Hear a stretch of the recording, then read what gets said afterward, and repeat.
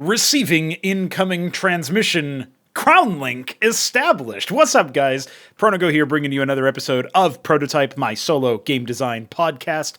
Today, we are once again talking some more about Cosmonarchy, the most ambitious project made within Brood War. In fact, a whole new game, really, built within StarCraft 1's engine. Obviously, can't call it a game in terms of selling it to you guys. That's not what we do here. It is a mod under the hood. But when you actually get in to see what it's all about, you see way more mechanics, you see way more changes, see 50 units per race, ridiculous numbers of additions, all sorts of crazy stuff. So it's a very expansive project. And today, I'm happy to say that we have deployed at least the early stage testing version of CrownLink, which is our replacement networking method that we were previously, maybe thinking about building out our own old school BattleNet server, which has some nostalgic benefits, right? But, maybe it wasn't exactly performant. Then we were thinking, okay, let's just stick with like some kind of VPN service or whatever. That's what Radman comes in for, as like a LAN emulation.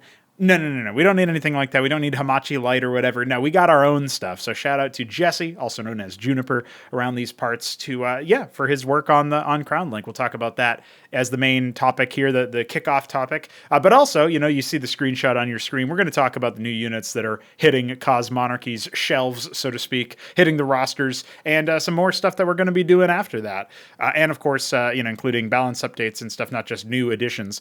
I also want to talk a little bit about progress on things like the iscript extender, which is moving along very nicely right now, and desyncs, which are also being rectified and investigated at record pace, which are really great. And of course, we'll close with a community roundup where we talk about the contributions of recent members, talk about the clans a little bit that we didn't talk about yesterday. I always think in days. It's actually last week in the last week's episode. And to close the whole show, we always go through with the coffee questions. So if you want to support the work that we're doing here financially, obviously I always appreciate when people just share the word, talk about how this is a really cool project that deserves more attention and stuff. That, I get those heartwarming comments all the time, and I do appreciate it. Obviously a big fan of that. So if you know somebody who likes RTS, let them know. We got tutorials out. We got campaigns coming. We got some campaigns already playable, although they're all Terran-centric right now.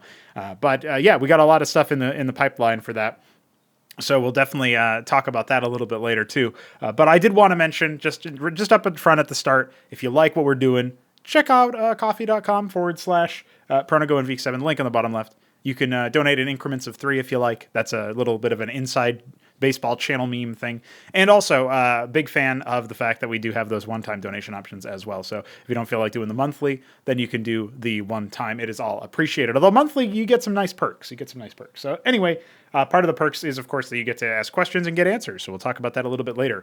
But for now, I think it's a good opportunity to talk about CrownLink. So let's do that. Indeed, I am a big fan of what we are doing with the networking stuff. We're basically skipping a lot of the enforced latency that was coming out of using Radman, which, as it was explained to me, and this is a little bit of a technical stuff, but we won't get too deep into it, so don't worry if you're not a network engineer or anything. There's 2 different protocols that you might have noticed. If you're playing Cosmonarchy, you see other people playing it, then they often select the LAN UDP option, local area network UDP. UDP is basically like a more naive, in some ways, networking model where it doesn't require you to handshake every single packet sent. So every bit of information that's transmitted between players, it just assumes that you're getting it properly. And then the networking of StarCraft itself, like the netcode that was made within that engine, handles like, oh, hey, I didn't get this packet. Can you resend it? And then maybe that like causes a bit of a lag spike for a moment until that's sorted out. Although most of the time it's pretty seamless, actually. But sometimes it might take a little bit longer with a lot of connections or what have you.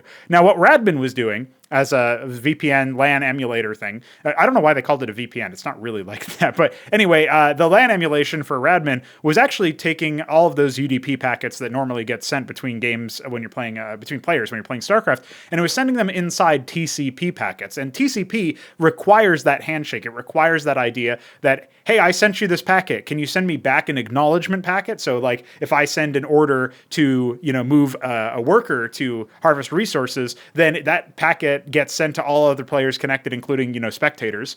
And it basically just says, under normal circumstances with UDP only, it just sends it and then it only resends it again, which might cause some networking hiccups, but it doesn't have to often resend this. But when it does, it'll only resend it if it doesn't work, if it actually needs to. In this context, it would be basically like if I had to wait for acknowledgement that the packet was received. And that is what creates the need for higher latency, which is basically an enforced delay between you doing some kind of input and it being processed. And so we're all kind of familiar with that with RTS games and maybe with networking games and in general, multiplayer games in general. The idea of latency is like it's really bad in a single player game or in a game where it's like, you think about Counter-Strike or something like that where you're only controlling one dude and you kind of want all of your inputs to be very snappy. And if there's anything like a delay or something that's out of sync with the animation or whatever, that feels really bad intuitively. And that was something that, for example, Counter-Strike 2 had to struggle a lot with when they were smoothing out their new tick rate system. So that's like one example. But anyway, going through all of that stuff just to explain to you guys that we are ditching the TCP part that is enforcing that acknowledgement and instead saying, okay, just go back to using UDP, which is sort of like how God intended RTS games to be networked, if you want to use that analogy. And so we are here with CrownLink to do that. And it also, for another, I think, a really important detail here is that technically, obviously, Radmin could be used for many other things. One of the other details that Radmin allows for that you have to like manually set up, so you don't have to panic and uninstall it in a frenzy or anything. But one of the things that Radmin allows if you set it up deliberately for this purpose is like remote access. It's definitely got some other details, like you could try to do networking discovery and like see somebody's printer or whatever. So that's the stuff that you generally need to opt into. But somebody who like it's essentially a bit of a security risk to say like, oh yeah, we have the functionality in here, we just don't enable it or whatever. And so, some of it is security through obfuscation, which is not actually very good protection. If anybody follows Mental Outlaws YouTube channel or anything like that, then you'll probably have heard that term before, where it's basically saying like, hey, if nobody knows that this is an exploit area, then it's fine. Great. I mean, technically true, but how long are you going to be able to rely on that? CrownLink bypasses all of this because it only communicates over the ports that are relevant to StarCraft. And, we have some monitoring there related to Jesse's own personal server that he spun up for handling this, which presumably eventually we're going to need to spin up more servers. I already bought a VPS a while ago. It's like a Amazon Shard type of thing, but it's not from Amazon.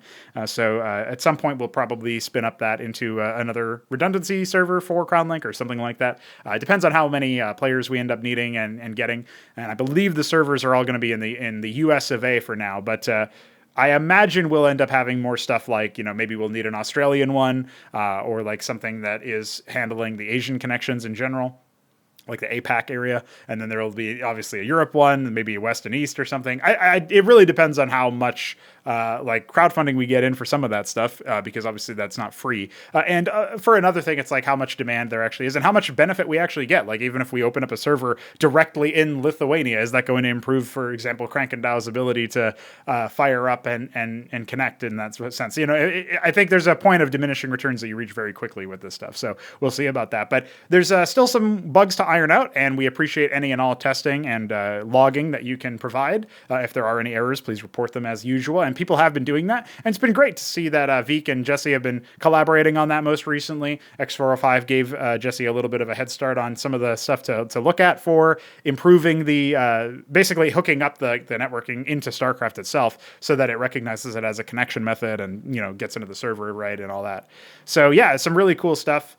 And it's only going to be made better. Actually, I think right now, for example, one thing to be pointed out is that like a more longer term, I don't know how long term exactly, but a later stage revision at one point would be to rewrite the server that is running, the server program that is running a CrownLink in Golang instead of Python for performance. So that maybe we even get more performance squeezed out of it, but it's already better than Radmin for, I think, every case that I've seen so far that like previously would cause issues. And I think maybe the few cases where it was starting to get a little bit laggy might have actually been related to some server stuff that was being tweaked in real time by Jesse at the time. I know that there were some issues where like Jesse would be like editing stuff and then that would block people from seeing the lobby, and that was a bug that he had to fix recently. So anyway, shout out to him, dude. He's been hard at work just grinding out improvements, and it's actually super simple to install right now while we wait for it to exit the beta stage. Eventually, we'll have the fraud launcher update it itself, since it's just able to use Git releases and stuff for that, GitHub releases. And yeah, for now, all you need to do is download 2 files from the World Wide Web, put them in your Cosmonarchy /StarCraft directory, And that's it. That's literally all you have to do, those 2 steps. So pretty easy stuff at the end of the day. Very nice. Shout out to Jesse for his work. We always appreciate more stuff like that. And that's a really big deal. Now, I could go straight into more tech stuff, but let's talk about the other exciting thing that, again, I already front-loaded here, talking about that image on your screen. You'll see on the left, there are 2 new infantry units for the Terran. Those are the Hypnagogs. And on the right, there are 2 new Zerg flyers for the Zerget. Those are the Sasirvaleths. So check out our Sasirvaleths. Check out our Hypnagogs. These are new units that are added into the game.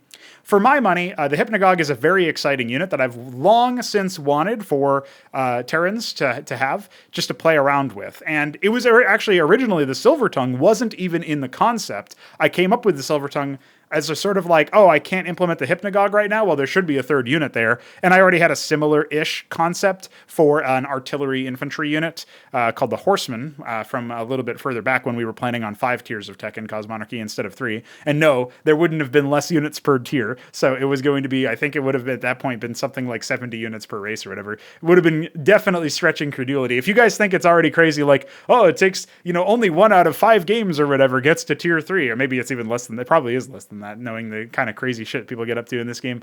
Yeah, imagine if like, oh no, I can only go to tier 5 in 1 out of 100 games. Oh man, but again, you would remember that.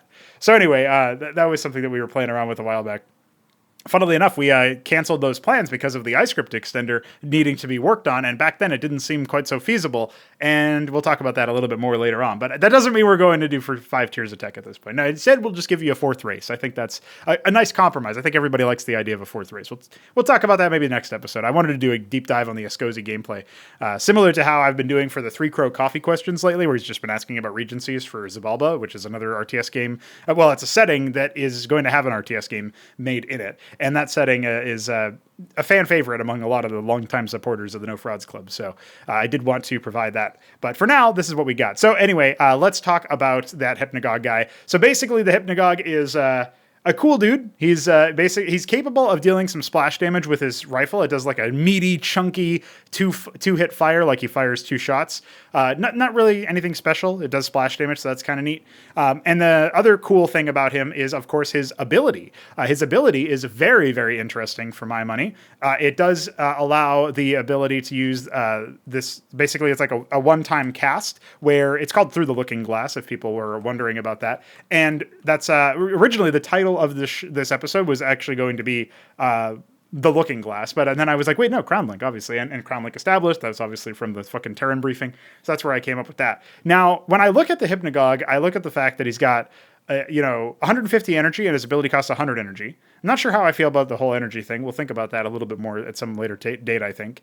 But as far as the ability goes, it's a 2-second channel, and it teleports all combatants within a short range. It's like 2 range, and it teleports them to the target destination within 6 range of the Hypnagog. So you can issue an order, and as long as he's within 6 range of it, he will teleport there after 2 seconds of channeling, and he'll bring with him nearby allies. So this obviously works on allies, so in team games you could make this happen. Now, because this is a tier 3 unit, I don't know how common it's actually going to be deployed, but when you do deploy it, you can imagine the kind of microplays that you can make happen for repositioning, maybe in the middle of fights if you're really good, but definitely before fights. You can imagine scouting, say you have your Penumbra and your Paladins and your other like immobile Terran units, and you want to scale them up a cliff really quickly, and you can use the Hypnagog to do that as long as you can see up that cliff with some other, some air unit or whatever.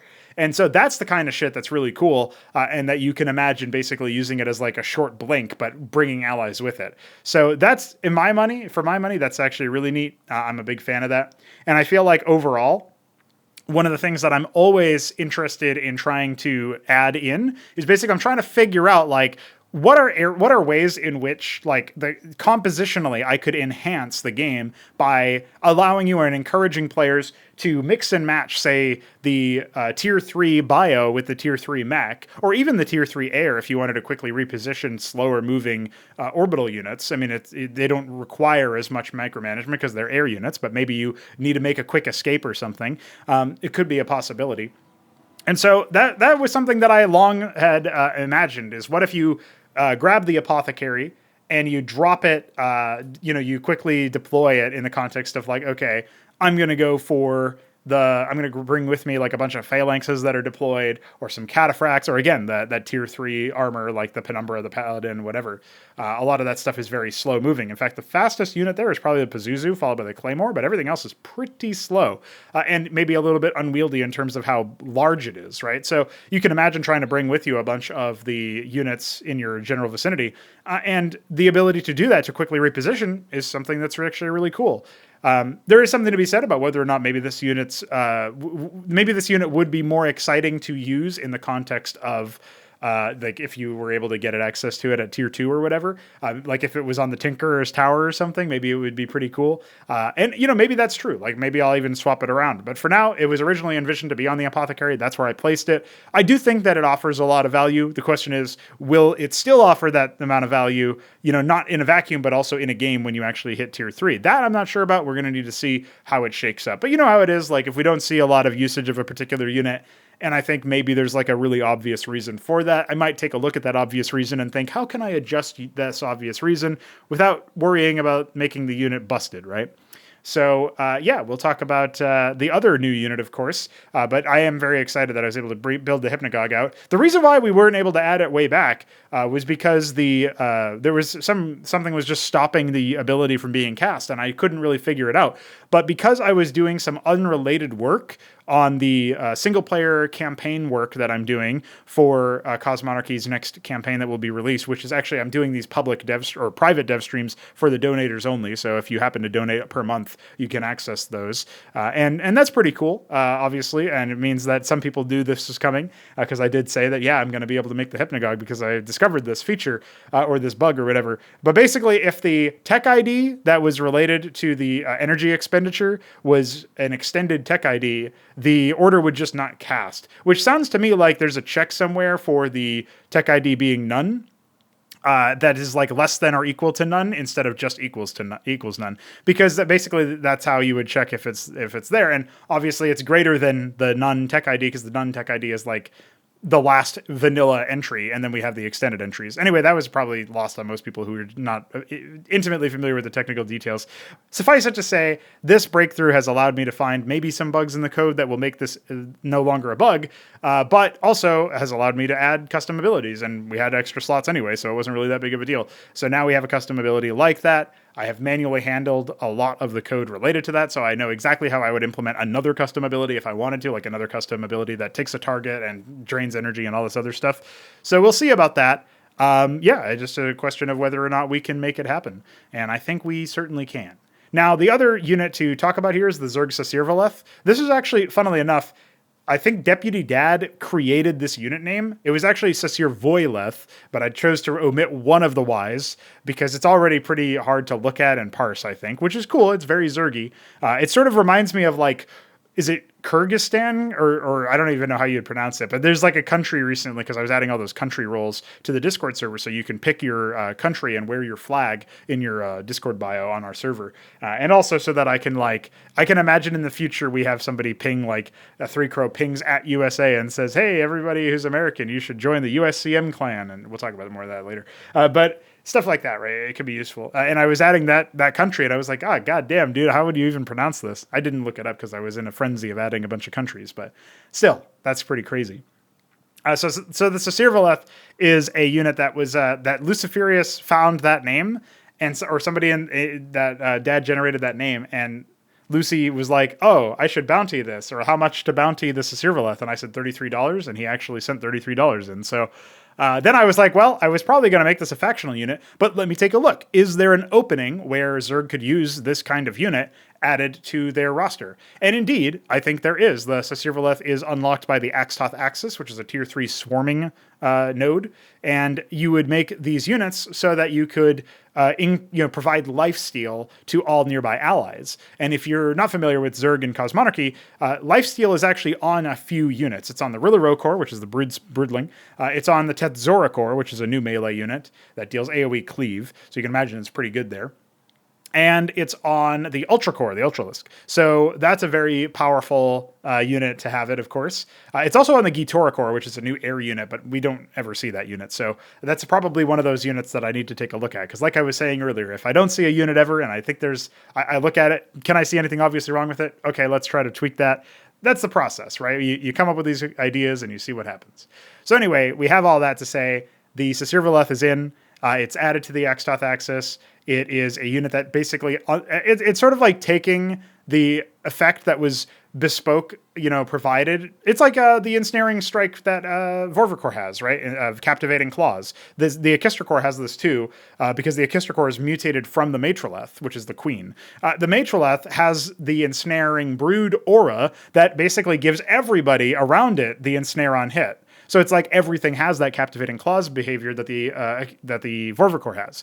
And that's sort of the idea, is that this aura is basically like taking something that the Zerg have already evolved as a single unit benefit and saying, let's pass this benefit on to a bunch of units, a bunch of Zerg cells that we can, nearby. And so that's what the Sasirvaleth does. And so it's pretty cool, I think. Definitely a very powerful unit. It is not the most mobile and not the most durable. So you will need to watch it. And it is 200 gas a pop, 100 minerals, 200 gas. So just be aware of that. Obviously, if you make Gathalasks in the late game, the Hive, you can make 2 units per egg and you get the second unit for free. Very, very powerful, as you might imagine. Definitely makes the Zerg feel very Zergy. And it kind of explains why maybe some of their units individually are never really that strong. It's because, well, if they were, then you'd be able to do that, right?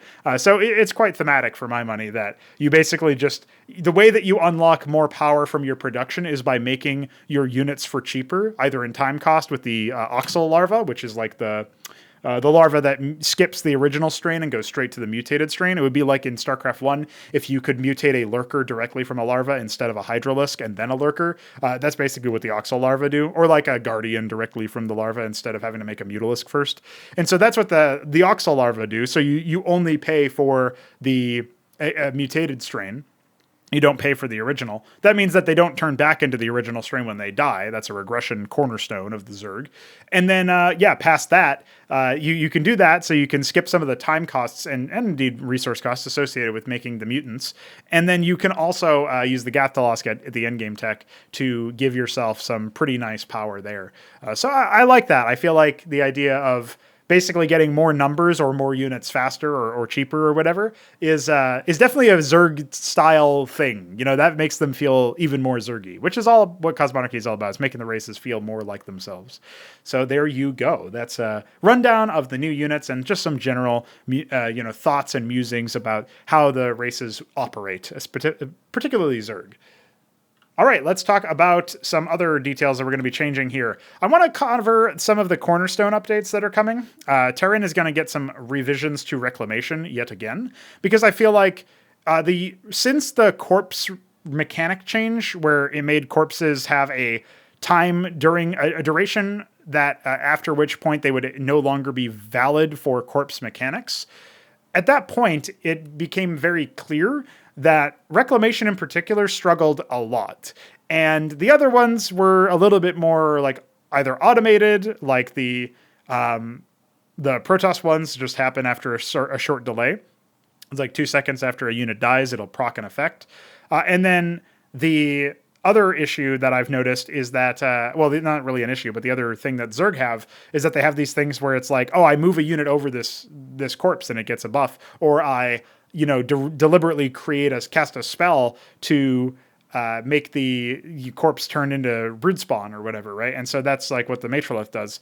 And so it's like, okay, those are a little bit more fire and forget or like automatic in some ways, right? And the Terran one was both a spell cast and something that was positional. And that to me is definitely something where it's like, okay, there's a bit of a concern here, right?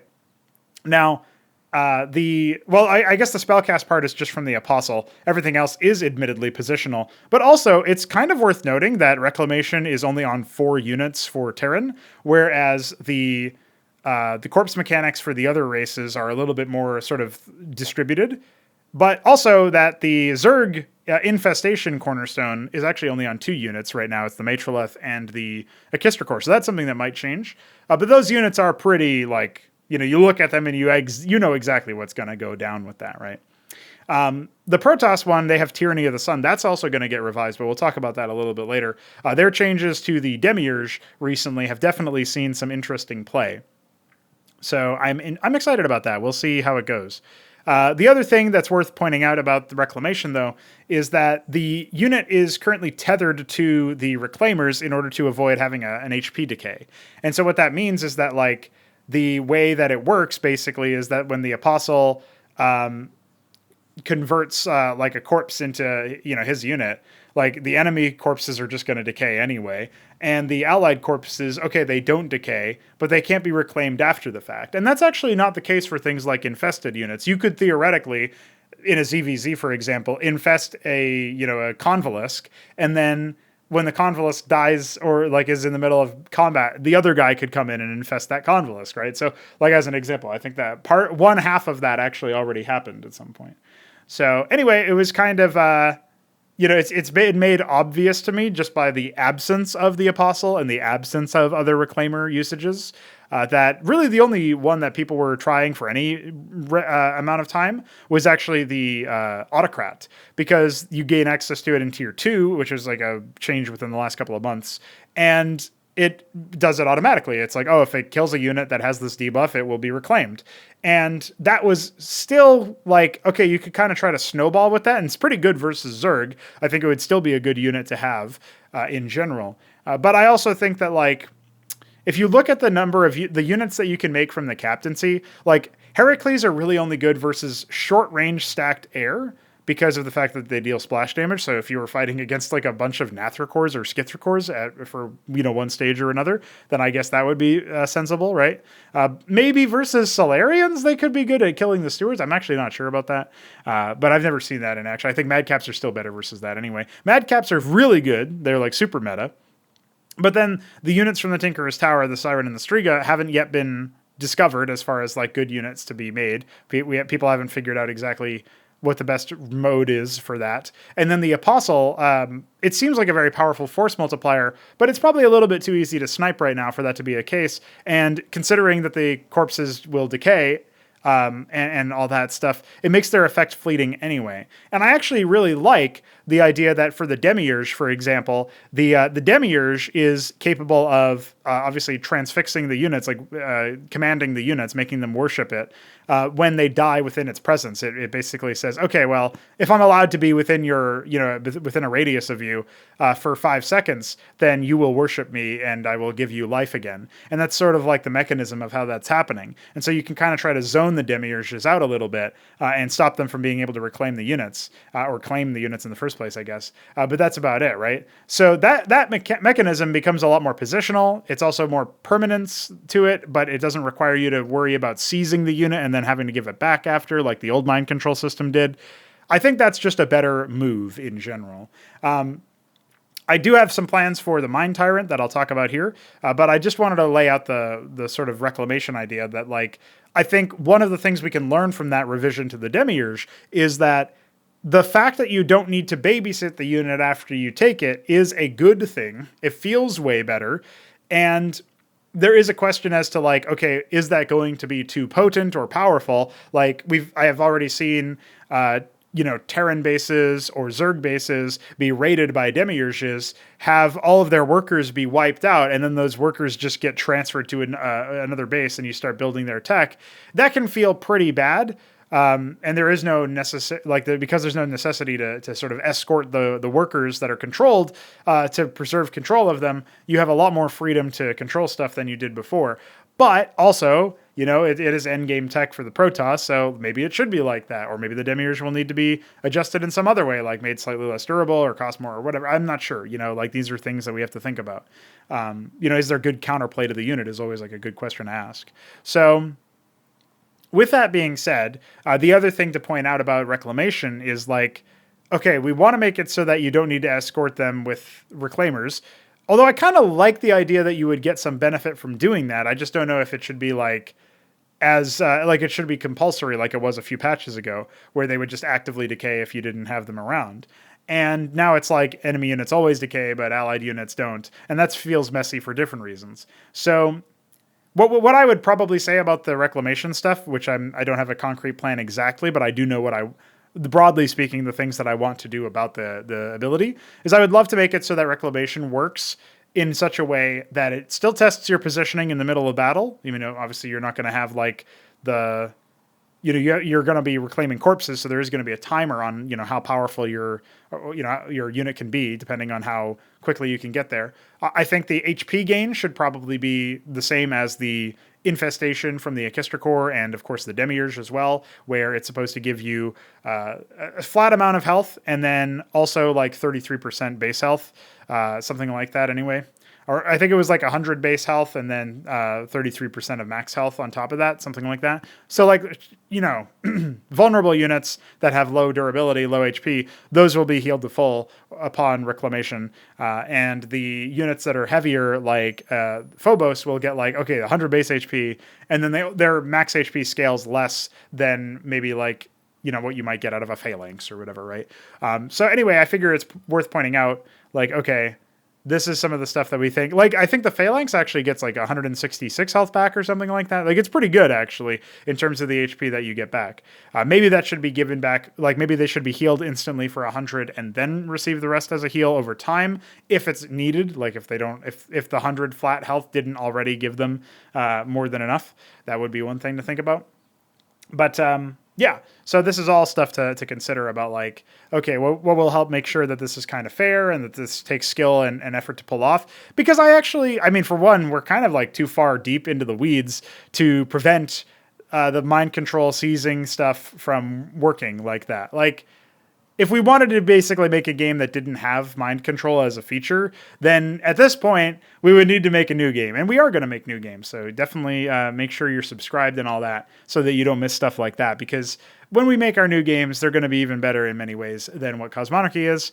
In all ways, eventually, for sure. But, we might make them that are like meaningfully distinct. Like, I'm thinking our first game that we make, or our next game rather, that we make after Cosmonarchy is probably going to be a little bit lower in terms of the tech tree scope, and we'll see about that. Maybe there's more races but less tiers of tech, or the same number of tiers but less individual units inside of them and stuff. So anyway, we'll think about that, and we'll reveal more about that later on anyway. But I figured I would just tease that here. So yeah, at this point, I think it would be great to integrate the Reclamation idea and the other ideas that we've had about mind control into the existing game. And super ideally, if we can get it done before the tournament that is running at the end of this week. This weekend we'll have the May Royal Invitational. It's a very exciting time. Looking forward to seeing how that one unfurls. And so that is that for now about the Reclamation stuff. And I'll quickly describe my proposed revision to the Mind Tyrant. So again, if you guys missed it, this is something I've been thinking about for a while now. I think the Mind Tyrant will basically stun or slow into a stun a target. The Mind Tyrant itself will be stunned during the channel, so it won't be able to move, but you'll be able to cancel it, of course. And as a result of the way that the Mind Tyrant works, or will work at this point, when the unit is in its full stun state, so its full slow state, that will mean it is liable to be controlled upon death. And this control will be more instantaneous. So I think the charge of the slow will probably be over a second, which isn't that much. Maybe it'll end up being longer. You never know. And I'm thinking that basically you are holding the unit in place eventually, and when it's fully slowed, again, when it takes fatal damage, it will then be immediately controlled. There will be no delay, unlike the Demiurge. But because this is going to be a single target behavior, you can imagine that you're mostly going to be using the Mind Tyrant to try to effectively stun units, but you can only stun one unit at a time. So I think that'll be really interesting because it'll basically turn the Mind Tyrant into sort of like a disruptive controller, right? This master type unit that attempts to seize your unit in terms of stunning it, and then eventually take it when it gets focused down and destroyed. But it will need to survive the volleys of other Protoss attacks long enough, and maybe you can even see that you're about to lose it, and you're going to be like, okay, let me just kill my own unit so he doesn't have it, right? And kind of deny it. So there's all sorts of cool stuff that could happen as a result of that. And I think, there's a high probability, I don't know about this for the Mind Tyrant, but there's like a high probability that I go over all the spellcasters with energy in the game. I think the Diadact is probably safe from this treatment, but I was thinking like, what if we basically made it so that any spellcaster that has one ability, we somehow try to convert them into not a spellcaster in terms of having energy. It's like a flag internally that means that they have energy. And we make it so that it's like an effect field, like one at a time or something. Like, maybe the Matroleth parasitic excision ability they have. Maybe they have to channel in one spot, and they keep the Vilgoleth alive during that time, and then only once they abandon the spot does it have timed life. So you could cast it and run, or you could cast it and just leave it on the channel, and that could be kind of interesting too. The other thing I was thinking actually is that maybe the Matroleth should, as long as it's within the radius of the Vilgoleth, preserve its remove timer so it doesn't ever expire. That could be kind of cool. But also very powerful, right? So you'd have to make that radius kind of small, maybe the same as the Ensnaring Brood, but maybe even smaller. Who knows? So but that's the whole idea of like, if you want to keep it, if you want to fill up its time cost or whatever, then you have to go there with the Matroleth itself. And of course, the Vilgoleth itself could be focused down and destroyed. That's something that a lot of people seem to forget in these fights that I'm watching sometimes in castovers. But anyway, I think that like stuff like that might be something that we try to revise in general about spellcasters. I think the Mind Tyrant, and the Didact, and the Cantavus are probably not going to get this revision because they have 2 spells, and so there's like an economy of like which one do I want to cast in a given situation, and that makes sense. But there's things like and the Stratholeth as well, right? It has Carapace Swarm and Plague. The Matroleth only has 1 ability though, and then if you look at Terran, I think they have got a couple of units that have energy but only 1 ability. Like the Seraph has Irradiate. And I was thinking of what if they just like fire a projectile that lands in the area, and as long as the Seraph remains in a radius around it, it can channel that. But if it ever makes another one, then the first one, it dissipates. So instead of having like there'd be like an internal cooldown of like a weapon cooldown or whatever of them being able to cast it again. It would be pretty small though. It'd be like maybe 3 seconds or whatever. And then you'd have the ability to say like, okay, if I cast another one, then as soon as that one lands, the other one will dissipate. And so that's pretty cool. I think that could be really neat. Obviously, it would expire if the Seraph moved away too fast. So that means that if you want to actually kill things like workers or whatever, you'd have to try to station yourself there. The Azazel defensive matrix, I'm not really sure how you would do that. I guess you would try to basically have Azazel's like link it to a target instead of being able to cast it in theory on multiple targets. It would instead be like, no, the Azazel just links to a target, and that target will have defensive matrix. And when it's broken, it like puts the Azazel on cooldown or something, right? Sort of like how the Anseal's energy works, I guess. That could be kind of neat. So anyway, there's like things that we can do for revisions to improve that. I think there's other units that use energy almost like ammo, with the Phobos as an example. We probably will keep them having energy, but these are all ideas that I've had. So there you go. Some thoughts about what we might change in the future, some thoughts on what we're definitely going to change in the future. And now we get to talk about a future where we have extended iscript and no desyncs. We're not quite at that future yet, but the iscript extender is progressing very marvelously. We have a buildable project now, which means we're just down to the bug fixing for the latest port of all of the different hooks. And then once that's wrangled, in addition to that, we've got Veek and X405 sharing details about how we're actually going to load extra files and all that stuff. So we really are at the finish line for this particular project, this sub-project within Cosmonarchy that's been there for a hot minute. Extending iscript is a big deal, and it allows us to not only, add more units for the existing races and the faction system and campaign stuff, it also allows us to add the 4th race, so obviously pretty big. There's a couple of other details that we're going to have to wrangle, like a weapons.dat extender so that we can use way more weapon IDs than we currently have.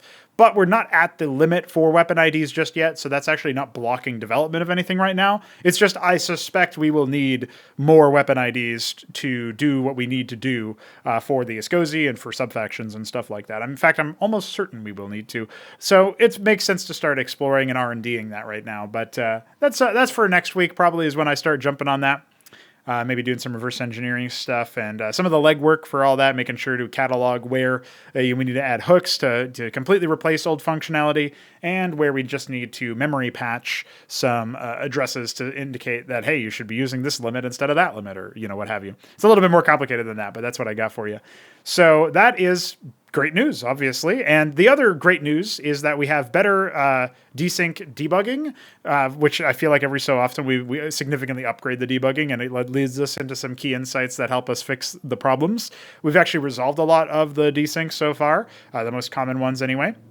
And there's still a couple more that need to be wrangled, but it's definitely something where I feel like we're in really, really good shape overall. So we do know where to go for even more information that will give us the last question mark key insight. I'm not sure if it'll actually be the last one, but certainly the one of the last, we've quashed the common ones. So now we have less common ones, and the most common of the less common ones is the one we're moving on next. So it's very nice to actually be able to move on that and to feel like we have a direction to aim towards, because for a long time, the desyncs were just like totally effervescent. You had no idea what was happening with them, right? They were ethereal. You were like, oh, I guess I have to go this way or do that thing, or maybe I'll look at this report and come up with some idea, and that idea will lead me to something. And it was just really lame that it was taking so long to make real headway on. And I talked about that a couple of podcasts ago, when I was doing my post-mortem for things like the Acropolis #1. That was definitely a really big deal. Sorry about the background noise, by the way. I got the window open because it's really hot today.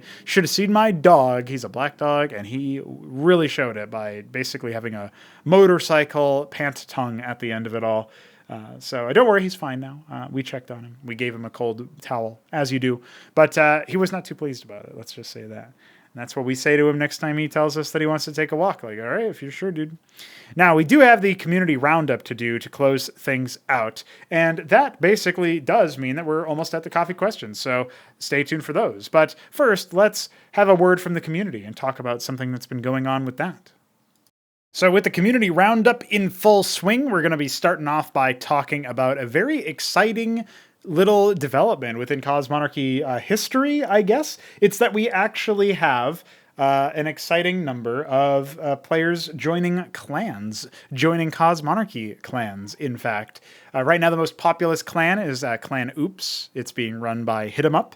And he's taken the world by storm, man. He jumped onto the coffee train, donating at $33 a month. We thank you for your service, sir. And of course, he's also been trying to spread the word as much as possible, telling all his Brood War buddies to play it and check it out, and how he's like totally addicted, which is super cool. And then beyond that, just talking about like constant grinding and finding out parts of the strategy and stuff. It's really neat stuff. I'm a fan. And then beyond all of that, of course, he's also been running his own clan, trying to amass the greatest number of people so that when the clan wars eventually come, he will have this pick of the litter as far as the best players are concerned. And he's already got a respectable entourage, I must say. He's got EUD64 as probably the best Terran right now, honestly. He's got none other than Calypso, very solid Protoss. Krankendown could be the best Zerg now that Nebulheim's moved to Protoss and stuff like that. Obviously, there's Clan Ass, the Anti-Shambler Society. Great name, of course, both the acronym and the full one. That is run by Biddy, and it has Nebulheim and Hamster in it. I think those might be the only members right now, if I'm not mistaken. Maybe is there a fourth Ass member? I don't know. I don't know if they're going to have much success with the Ass name. I'm going to be honest, but hey, I like it. I'm a fan. And then, Clan Ass is indeed, just those three players. By the way, you only need 3 members in your clan in order to make things happen. The player number for the USCM, the United States Cosmonarchs, is actually at 4 right now. That's not 3. That's an accomplishment. That's run by Pr0totype, and it features the Shambler himself, as well as Gerald Storm, a relative newcomer, and Smarty Cakes, a longtime homie. Whereas, again, I mentioned Oops. We've actually got, 1, 2, 3, 4, 5, 6, 7 Oops members, including Hit 'em Up himself. So he's really trying to steal away all the competition, man. He's grabbed Benno. He's grabbed Calypso. He's grabbed Krankendown, as mentioned, those 2 before. He's also grabbed Dead Infested, if you can believe. So that's pretty crazy. I suppose we'll have to wait and see, if there's any other, if there's any USA people out there trying to rep their country, if there's any people who are just trying to destroy the Shambler.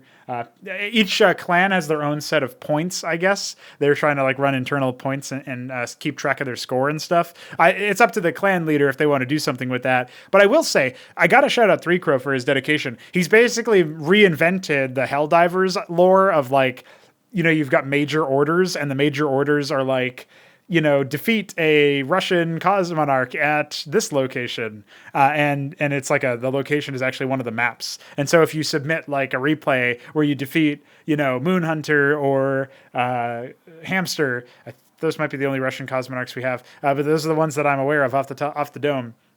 It's like, oh, you defeat them on germination or something like that. Oh, okay. Well, you get one valor point or I think you get 2 valor points for that, because you get a valor point for defeating them anyway, and then you might get an additional valor point for completing the major order. So that's pretty cool. And I guess those update like maybe once a week or something. So if you're looking for something to spice up your Cosmonarchy competitive experience, I do recommend the clans. Some of them are doing some pretty fun stuff. Obviously, Ass is just doing like, how many times can we make the Shambler type? And you get more points if you make him type and stuff like that. It's very funny.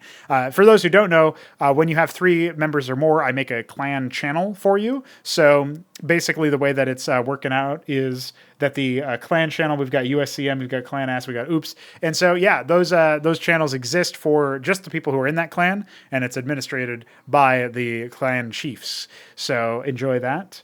Yeah, really cool stuff. I think it's neat. I think it's just another way that we're going to have more community in the environment. And it's really cool. And kind of related to this, as I did mention earlier, that I was in a frenzy adding a bunch of country roles and the ability to select your country in your the Discord server. So that feels pretty neat too, because it means that people will be able to pick their role and say like, hey, I've got this, I'm from this country, and yada, yada, yada. And it's just good. It's cool. Discord's UI is really bad for this. It doesn't really work out as well as I would like, but it does work. And that's the most important part, I would say.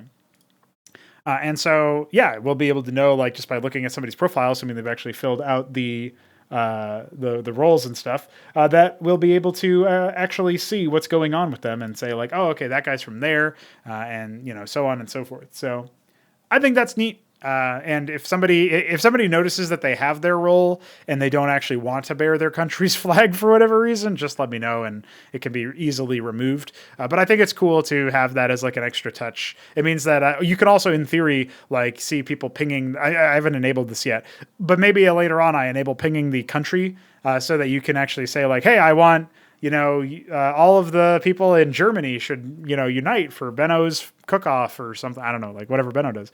So that's kind of neat to imagine. So, we'll have to see about that. But yeah, all in all, I'm cool with that, man. I'm a happy camper.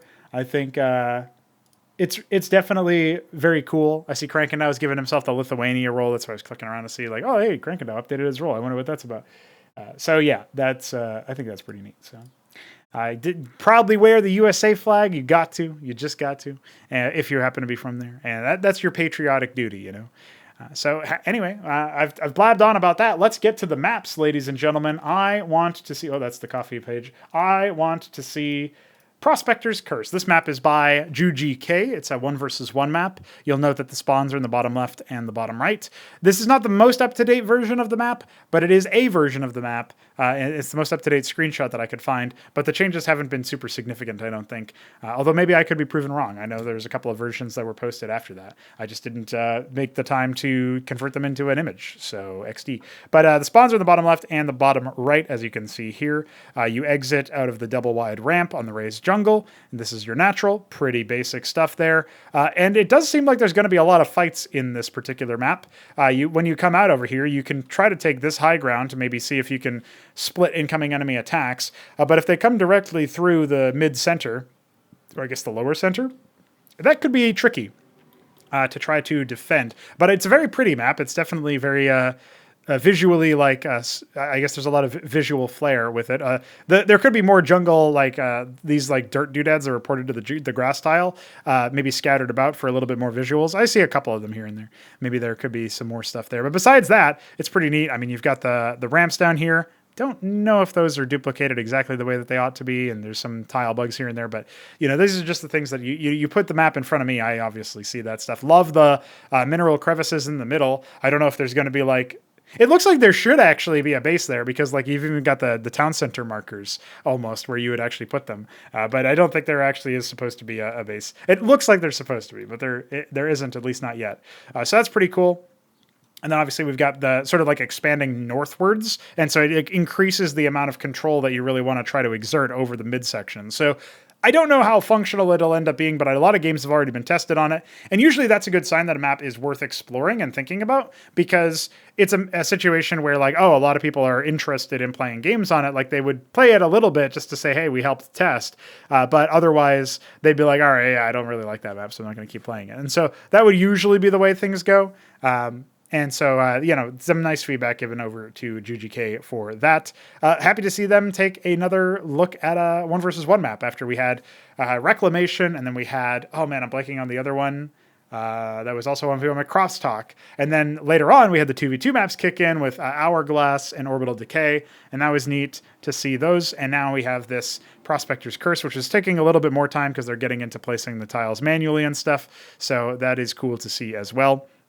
And nice to see somebody immediately jump in and start working on the custom tiles, right? Like those are manually placed. They take a lot more time to place and make look good and all that. So it's cool to see that configuration. And there's definitely going to be more updates and adjustments where that came from. But I think at this point, I'm pretty sure that Juji said that they're just going to move on to the next map in their career, so to speak. And we'll move on from there. So let's talk about this WIP work in progress map from the Shambler. It's also a jungle map.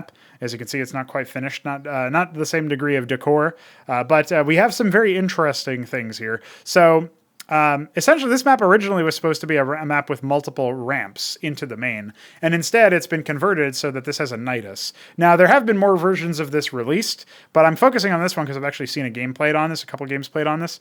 So you spawns obviously left and right. It's a 2-spawn map.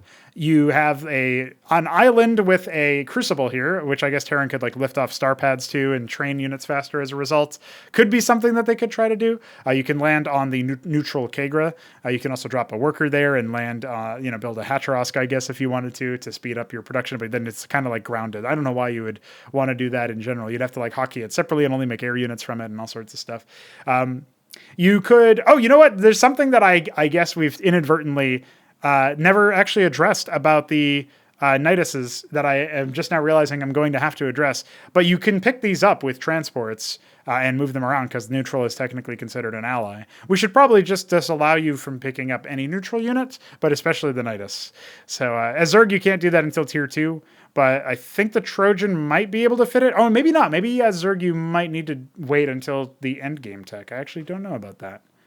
Well, let's find out. I have the Zerg tab open. Let's open up Nidus Cesium. Where is it?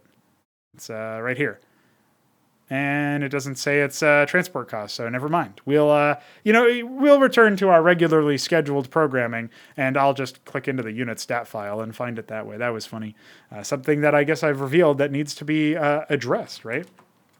So it looks like it's 12 transport space required. And if we go back to the Zerg website and we go to the Irolith, we see that it only has 10 weight capacity. So that is a problem for the Zerg, I guess. They have to wait until tier 3 in order to transport those, but they still could. And I guess that means that the Envoy, which has 10, and the Trojan, which is 8. So you could only really do it with a Pythian then? Yeah, I guess it's probably not that big of a deal if you can only do it at tier 3. So maybe it's fine. Anyway, that's not really related to the map. It's just something that I saw about. Now, the problem that I'm seeing with this map, I have a general aversion when a map, I told Shambler this himself, I have a general aversion when a map is like using a bunch of neutral shit. So the neutral nexus is actually here for the purpose of, and it gets set to like, I think half health, but obviously full shields. And the neutral nexus is here to assist in walling. So you can basically put a gateway or I guess a treasury here, and it's like a full wall. And so then you could like obviously try to delete the nexus later on if you wanted to or whatever. I feel like I don't hate the idea, but on this area, it doesn't quite seem right. Like destroying the nexus and still having a gateway there is still really bad for flowing out of your base. So that doesn't feel good for map flow and general army movement. So I'm not so sure that I like that particular part because I feel like, as Terran, you can lift it off or whatever. But even if you didn't have this nexus here, this would still be quite tight to actually get out of. Obviously, if you go down into the middle, you still have to suffer the cliff advantage penalty. So I still think it's fine if the nexus isn't there. I don't really know what this is trying to address. Maybe there's like the rush distance is too small, so this is supposed to make it easier to wall. Something like that could be the case. You can like do a low ground wall. I don't know. But relying on the nexus for that seems like it's not great.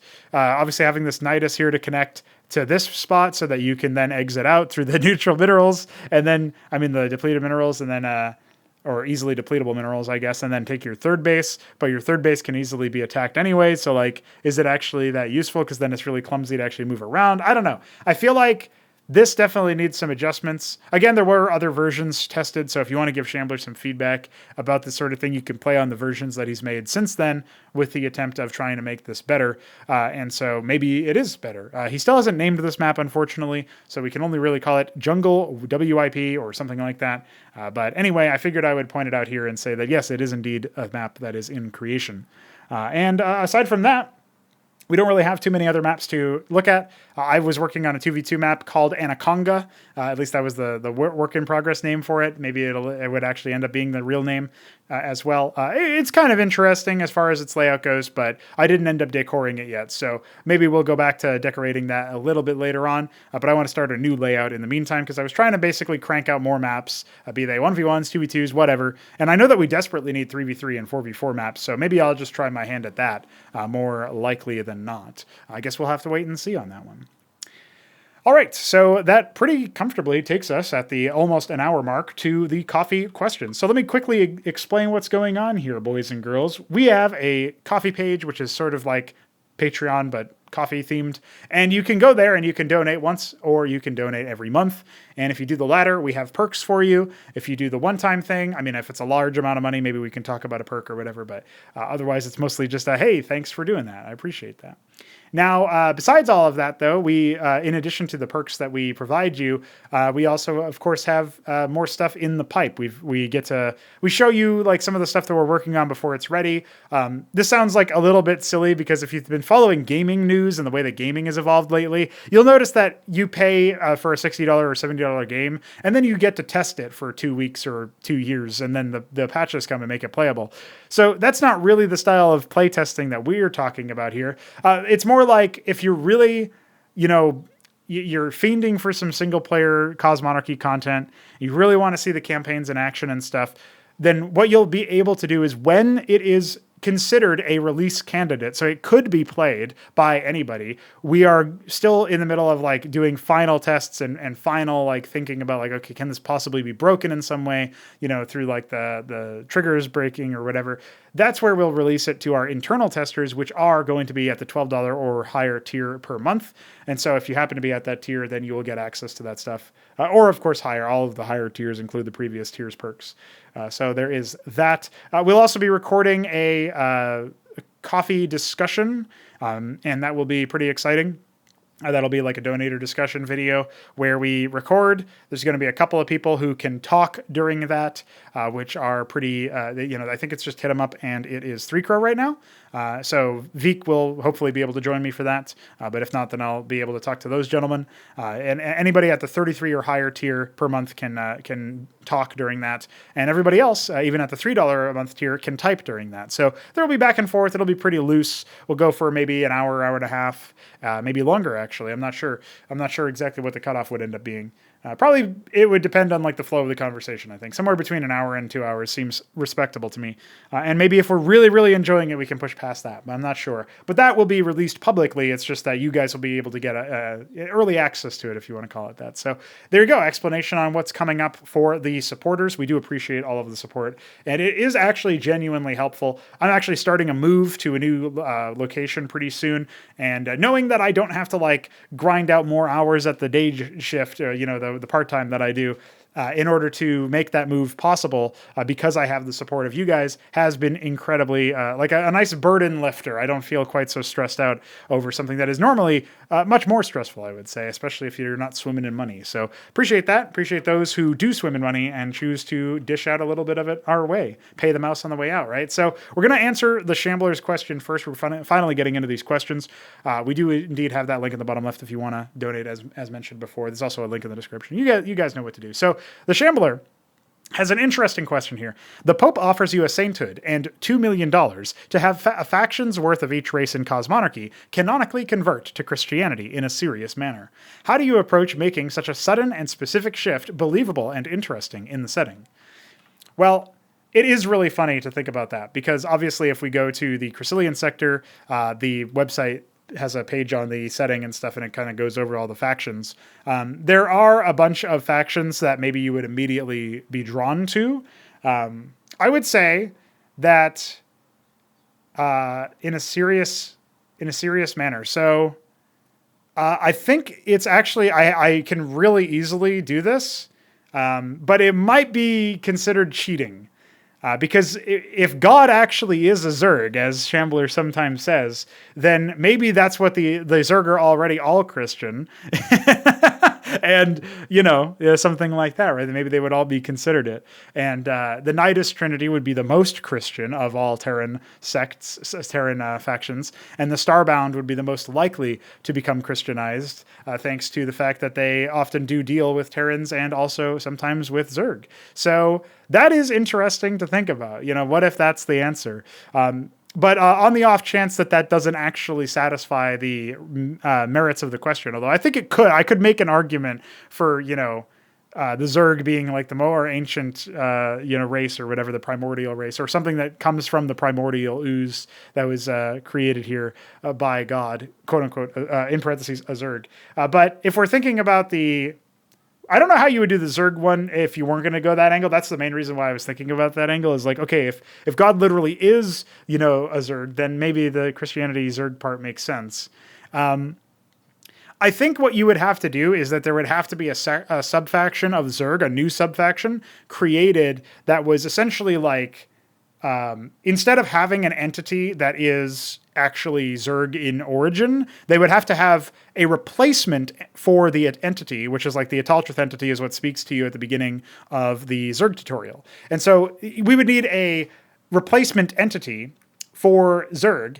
And there's been some experiments with this, but it's been very small scale. So it's not really been achieved by like at the time for the setting, what is modern technology. There's not really been anything like that. So the contemporary technology doesn't really achieve this, but you would need a replacement entity for a faction of Zerg. And that entity would have to be like presenting them with the dictate. So like the Ataltrith dictate is something that is basically embedded within all of the cells of the organs. And that's what's carried out, right? And so that contains a lot of genetic information and a lot of information about how they handle things. That's where you're going to get the Christianity aspect, where they, whatever like you would imagine would be like the missionaries' choice. These guys would swoop through as maybe it's sort of like you could imagine what a well-meaning person might think of, like, okay, what if we could domesticate Zerg or control them completely and use them? Like even I've seen like custom campaigns where Protoss try to do this for that reason, is so that they can use them to satisfy, like use the Zerg to destroy what would you say? I was going to say malefactors, malevolent actors. And that could be kind of interesting to think of them as. It would basically be like the Terrans would have created a replacement entity for that. So I guess that would be how I would satisfy the Zerg angle in a more serious manner. And I don't know that it's like accepting in the same way. It's more like whatever the Terran faction that, is that Christian faction here, which I saw Alexhandr wrote an explanation to the question, or an answer of his own to the question, because he was interested in that. And he was saying that maybe the Golden Republic would be the most obvious one for the Terrans. And I think it could be funny to make it the Futurist Federation, because, they're so tech-minded that maybe one of them stumbles upon a breakthrough and, unlocks ancient knowledge or true knowledge, right? So that could be kind of fun to play with. And they would also have the technology to embed this Christian dictate and doctrine into an entity. What would you call it? Maybe what would you say, a Nazareth entity, something like that, Nazareth tendril, right? That could be pretty hype. It sounds pretty cool. So that would basically be how you would get that. And, the Futurist Federation also has a lot of dealings with Protoss, particularly the Starbound. They would very likely be capable of, the Order of the Sacred Saber isn't beyond. Actually, the Calendric Knights also, both of those factions for Protoss, the Protoss Orders, essentially have the ability to, and they're not above talking to the lesser races, so to speak, the Askosi and the Terrans. So that could be kind of interesting. Yeah, I guess you'd probably see the Calendric Knights be won over. I mean, if you can bring the Zerg to heal and actually demonstrate that you have total control over them, and that for however this makes sense in the context of it being a total biological hive mind entity, that the Zerg tendril believes in your god. I mean, that's a pretty convincing argument that maybe you are divine touched, maybe you are god touched, maybe this is a situation where you are bringing truth here. And that could even be a more compelling argument towards commencement for a lot of Protoss than, extermination of the Zerg. Like, if we can just bring them all to heal in this way, then they become actual, they don't have individuality, but like maybe on an individual organ level, the individualities there, or maybe it's just the tendril itself is one individual, which is sort of what I would go for. Stuff like that could be argued, right? So, I would say the Calendric Knights would end up respecting the power of the Terrans and, seeing that the Terrans' religious aspects, right? The Futurist Federation's sudden turn towards extreme religiosity after becoming convinced of, the truth through their investigations into science and their unstoppable march of progress, so to speak. They would see, they already respect the Futurist Federation as it is now. So you could imagine, like, okay, these guys unlock God somehow, and then they embed this holy truth, this holy word into an entity for controlling the Nazareth tendril, and then that's a demonstration of power beyond anything that Terrans have been able to weather and deploy in so far as like we've seen thus far in the setting, and that would definitely turn heads. And I think the Calendric Knights they do respect a path to power. So I think that probably covers the question. Let's move on to Alexander's question about the Askosi. I guess I didn't really talk about the Askosi religiosity angle. I don't know if you would be able to in the same degree for them, but they don't count right now because they don't exist in terms of playable factions. So ask me again, Pope, when you actually give me $2 million. Okay? Give me some of that holy... I forget what the term is. Collections. There you go. All right. So Alexander asks about the Askosi viewing the other races. So how do the Askosi view the other races? The Protoss use robotics, though do not necessarily augment themselves. They are spiritual, whereas the Askosi, I think, are not. Terrans do use cybernetics and other methods. They just do not see that to the maximum end as okay. They don't do that to the same degree as the Askosi. They are flexible, pragmatic. Zerg are an organic terror, something between interstellar demon and primal force. Do the Askosi think of Protoss as self-righteous religious fools, Terrans short-sighted monkeys, etc.? Basically, that's the question, right? What are the relations between the races? So the Terrans initially actually thought that the Askosi were some sort of like far-flung Terran faction when they had first contact, because initially they just saw their vessels. They knew that they were different, but they didn't know they were piloted by, another alien species. This is way back, obviously, in the setting's history, because the Askosi have been around for a while in universe, so to speak. But they, still relative to everybody else, they are the newest arrival, which is fitting for the fact that they have the fact that is that they are the newest person to the newest race to be added, right? Although let's just say that there's another race that I might throw in there later on. We'll see. I don't know how fast the Askosi themselves will take shape, so you never know. But the Askosi are definitely, like, they have their own ideas about what's superior. So this is kind of interesting, right? Because like the Terrans don't necessarily think of themselves as inherently superior. They recognize when they're outgunned. They recognize when they're outmatched. But they also recognize that they simply have, like, the one way that in which they believe they are superior is their ability to adapt. And that's where their pragmatism comes from, right? That's the flexibility that Alexander was talking about. Whereas the Protoss are kind of like inflexible in terms of their outlook on what their purpose is, and they're very set in stone in that respect, which it brings with it its own advantages and combat improvements or what have you for morale and etc.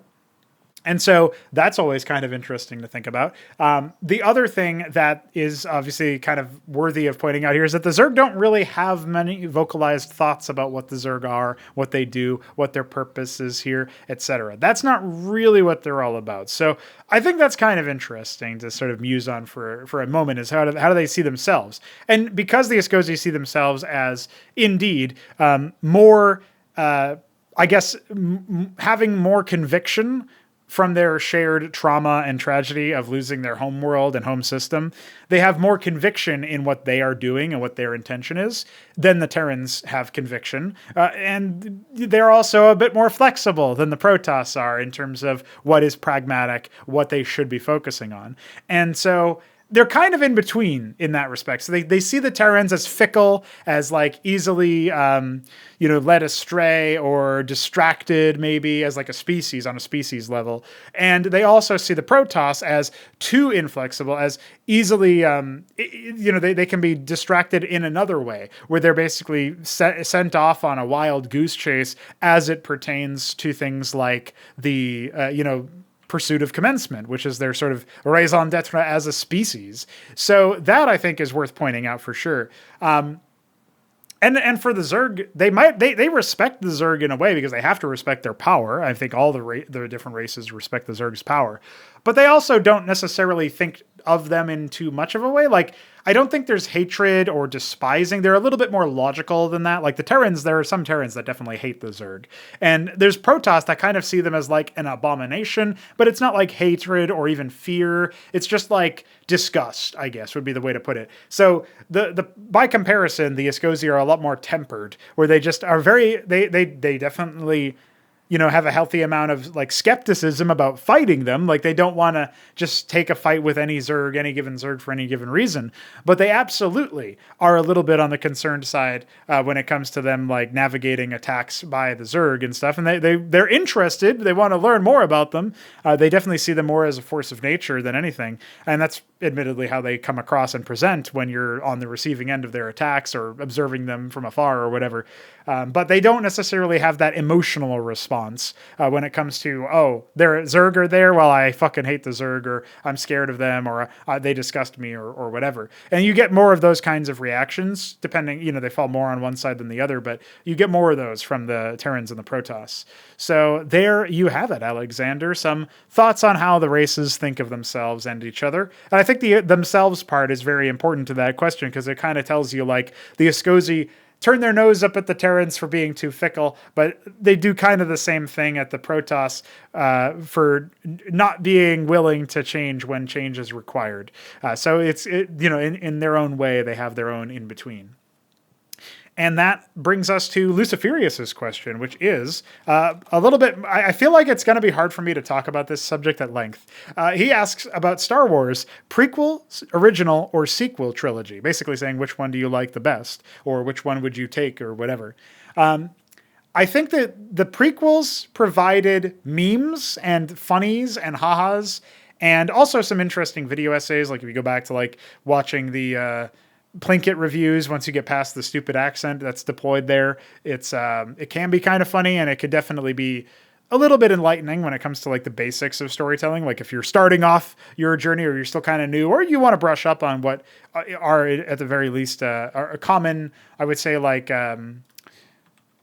they're very common as far as like, you can find these flaws all over the place. So it's not going to rock your world per se, but it'll give you a nice foundational understanding of storytelling and mistakes that have been made in pretty popular franchises and stuff. So you can watch those Plinkett reviews, I guess. They're definitely something there. And it does help to actually see the movies just for the sake of having some kind of cultural touchstone. But I would recommend to watch them with a friend or, something like that, so that you can appreciate the comedy aspect without just sitting there. Because like I've noticed that some people say like, oh man, it's so bad, it's good, you got to watch it. It's not like that if you're solo. If you're just by yourself, you're mostly just going to be sitting there like, somebody made this? And like, that's not going to be nearly as interesting and as fun as what it should be as when you're with the homies. In fact, maybe there should probably be something that maybe we can think about doing. This is like, I don't exactly know how we would make this happen precisely, but it would be kind of cool to maybe do like a donator only fucking, movie night or whatever, where we all gather around and like fire up a movie and watch it at the same time somehow, magically. I wonder how, and see where it goes. Right. And I feel like that could be kind of interesting to do.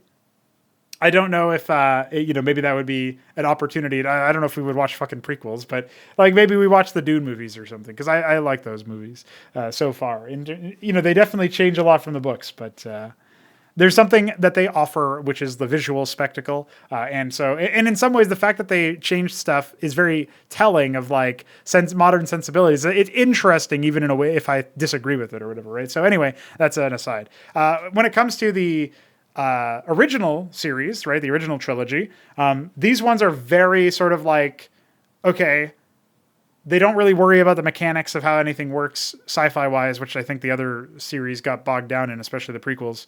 They are a lot more interested in how the characters interact, and I feel like they tell a really solid baseline story. So again, if you're trying to learn about story writing, or you're trying to develop an understanding of film and movies, and film and stories, then you might want to go back and watch those. Those are ones you can watch solo and actually pensively sort of analyze and examine. You draw the blinds, you shut the lights, you turn your second monitor off, you shut your phone off or whatever, and you just watch the movie. That's a serious movie that you can actually seriously watch. I don't recommend doing that for the prequels. It's not going to give you the same treatment. It wasn't made for you in that respect. But the original does take itself seriously. So it is, I think, worth a watch. Again, mostly as a cultural touchstone. And that one I think I can recommend solo watching, although there are some silly parts in here and there. They're not perfect, obviously, but definitely something where I think as a body, it respects your time. And the sequel trilogy is just total fucking corporate slop. Like, the one thing you can say about the prequels is that George Lucas at least was trying to do something with them. You can't really say that for the sequel trilogy. It was J.J. Abrams making a fucking total mess of everything. And then obviously Ryan Johnson, totally screwing up the second one and making it a disaster that apparently some people really liked, but I feel like they're just being contrarian, honestly. And then obviously the third one nobody liked because it was like undoing everything that was controversial about the second film instead of trying to roll with it and salvage it. And also just being a total slapdash mess because it was trying to do things that the second movie in a trilogy ought to have done, because the second movie in that trilogy did not do any of those things. And then it also had the third movie of the trilogy's responsibilities on top of it too. So yeah, just stupid, basically. Not planned out very well at all, and not very well communicated or affected. Not really anything of value.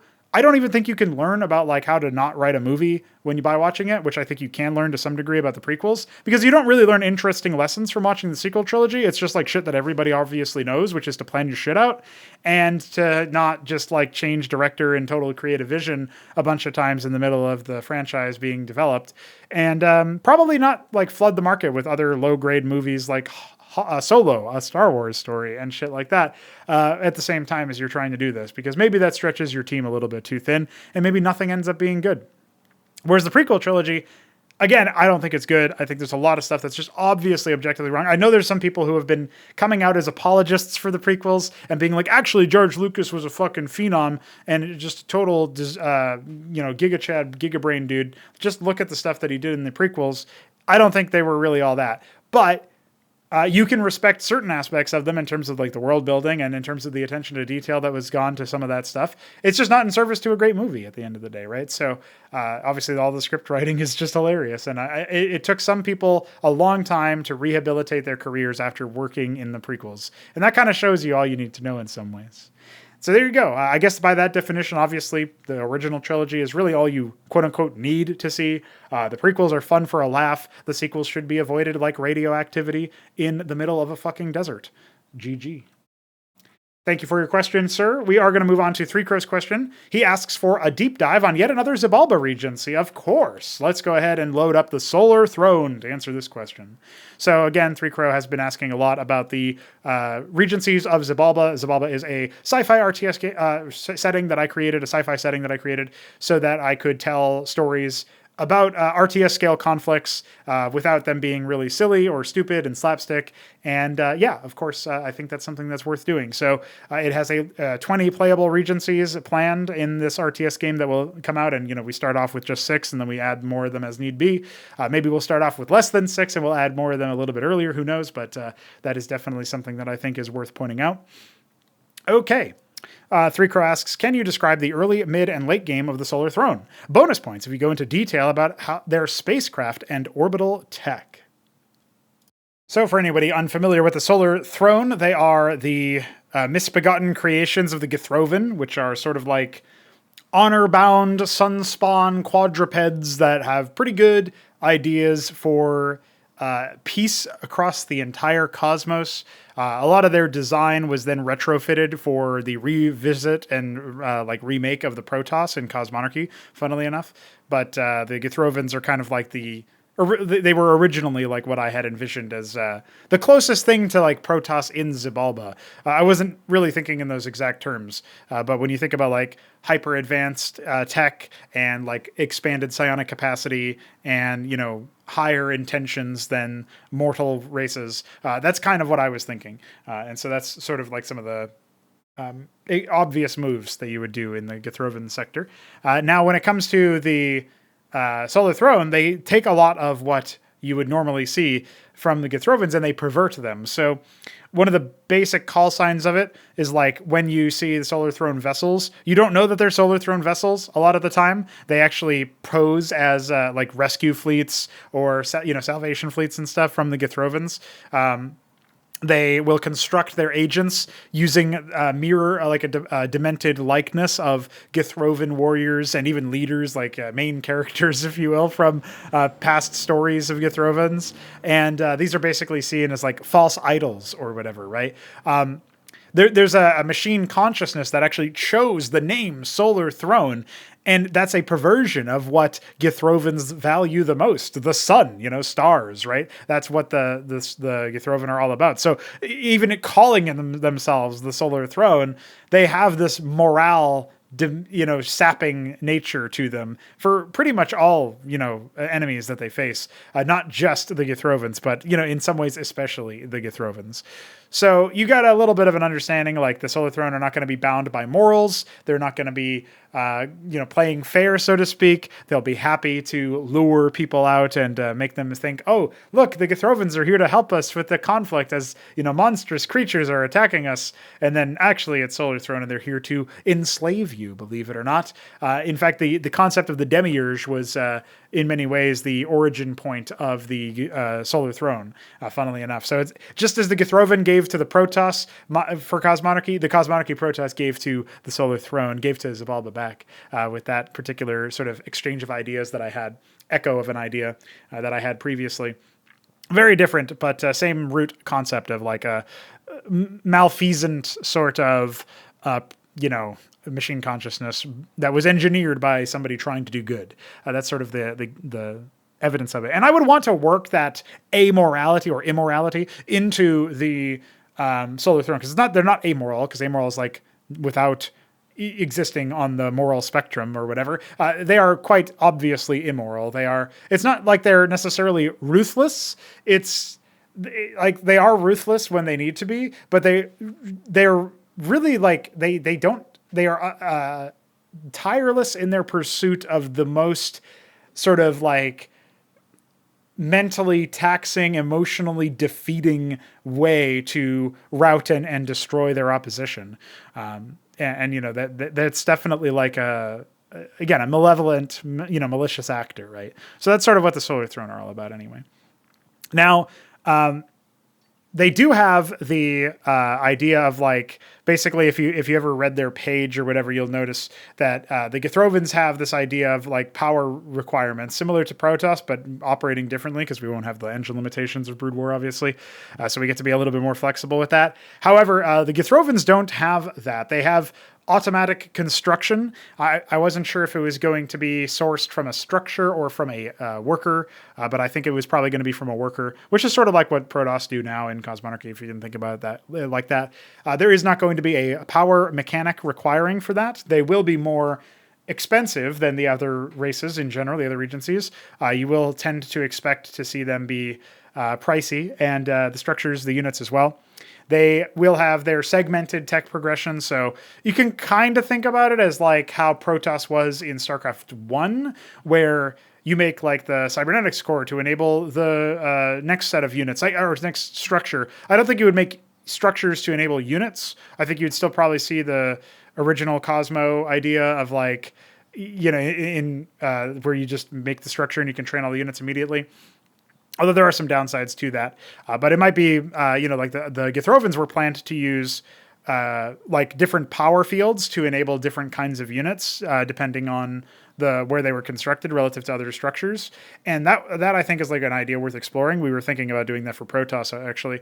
So you can imagine it as like higher tier pylon type structures for the Githrovans. The Solar Throne are going to be different from that. They're probably just going to have the Protoss style of like having a lot of distinct production facilities and being able to access them from the get-go. In terms of like when they make the structure, they have access to all the units. They don't need to put like special pylons down or whatever. Now, the reason for them having that, but still having some element of tech progression, is that because Xibalba's RTS game is going to tend to be towards, it will probably have more tiers. We will end up having some kind of tech progression where you segment through it. So that would basically be like the gateway unlocks the grand library, unlocks the prostration stage, unlocks the ancestral archive, or something like that, right? That would basically be like, that's the Cosmonarchy Protoss example if I were to adapt it to the system.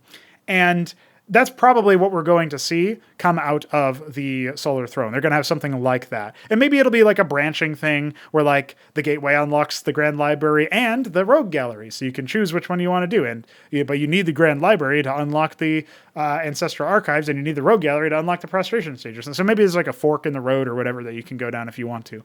And you might decide to avoid the other part of that branch or something. It'll be more like a tree, more like a tree than a ladder. That's how I've been describing Cosmonarchy's tech when it was more segmented in that respect, where it was like, you think about like the Terran stuff, right? You've got the branch part, the tech tree part does come in some ways from the add-ons that you can get for your structures, but you still need to drop your Atlas first. And that Atlas is sort of like the big ladder. That's the big leap up to another level of being able to access stuff in a more branch-like fashion. And then, again, the data is like that too. And it's the same for Zerg. Protoss are not really much of anything. There's not really, it's just down to your resource costs as your main limiter, so it's a little bit different there. But if we look to the Solar Throne, it's going to be kind of like that with some tech requirements built in. So there you go. Some thoughts regarding all of that. Definitely something that I think is worth pointing out and putting together is like how the tech is going to progress. So your early game as the Solar Throne is definitely going to be, putting down your gateway type structures, if you want to call them that. Again, it's going to be impossible to not compare them to Cosmonarchy Protoss, especially. And I think that's fine. One of the things that I'm hopeful of for the Solar Throne is that they will. I hope that, as a general point, I hope that we can have workers that have like different movement speeds. And this is actually an underrated aspect of Warcraft 3, is that they managed to make it so that you have even income levels. They did this by simplifying the income model a lot, which I wouldn't want to do. But they made it so that you can have even income levels with the other races, despite having, by my count, 3 distinct manners of harvesting gold. Although I guess the Undead and the Night Elf one are pretty much the same, but you have the idea of like, okay, the Night Elf one is internal and requires the Tree of Life, and then the it's an Integrally Gold Mine, and then the Undead one is external, where the Acolytes are vulnerable to harassment, and only the Acolyte is required to haunt the Gold Mine, and you don't really care about the Necropolis being there unless you want to spread the Blight. So that's kind of interesting to think about. But anyway, that's stuff that I was thinking is like, what if we could have an RTS game where the workers were actually able to move at different speeds and able to have different health amounts by like a decent amount and able to have different characteristics. And like one of those characteristics might be harvest range, so that like maybe there can be ranged harvesters. And so maybe you'll have maps where like, yeah, okay, this is more efficient if you can harvest from afar, because you'll go there and you'll harvest from like behind 2 other mineral fields or whatever. Yeah, they're magmite in Xibalba, but same concept.